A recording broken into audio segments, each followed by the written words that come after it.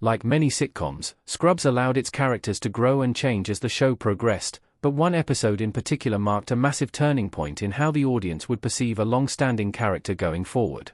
As well as all the doctors in Scrubs, the sitcom also had characters who weren't responsible for healing people. This gave the show an extra dimension that would have been lost if it had only ever revolved around doctors, surgeons, and nurses. This decision also allowed characters from various backgrounds to shine. Of all Scrubs side characters, Neil Flynn's janitor is probably the most memorable. Appearing in all 9 seasons of Scrubs, although only briefly in season 9, Flynn's character was primarily known for irreverent remarks and comically verbose lies.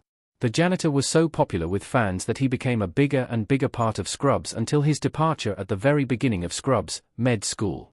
However, it was difficult to ever see him in the same light after taking to the spotlight in Scrubs Season 5. His story 3 shows the janitor at his most honest. The janitor shares some raw truths about what drives him. Although most episodes were narrated by Zach Braff's John J.D. Dorian, Scrubs did occasionally have alternate storytellers providing the voiceovers. In Scrubs Season 5, Episode 19, his story 3, it was the janitor's turn to let the audience into his inner workings.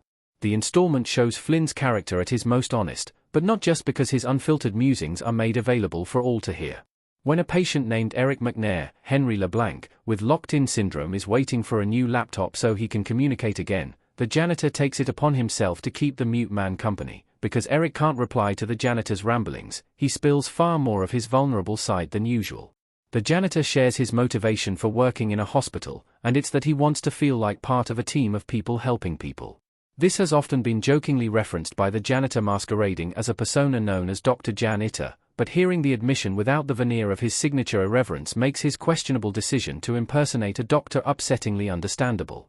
After this episode, it's much tougher to hear anyone belittling the janitor for his line of work. The janitor's endless slew of jokes in Scrubs make his vulnerable moments even better. Neil Flynn nails his rare dramatic scenes in Scrubs.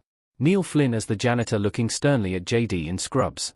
The janitor doesn't spend the entirety of his story 3 delivering heartbreaking monologues. Instead, he continues to drop in his zany offbeat jokes and shares more of his ridiculous inventions. The episode's ratio of these two sides of the janitor's personality is far more weighted than usual, but Scrubs does often highlight his aptitude for comedy and vulnerability. In fact, the janitor spends almost every second of his Scrubs screen time cracking joke after joke.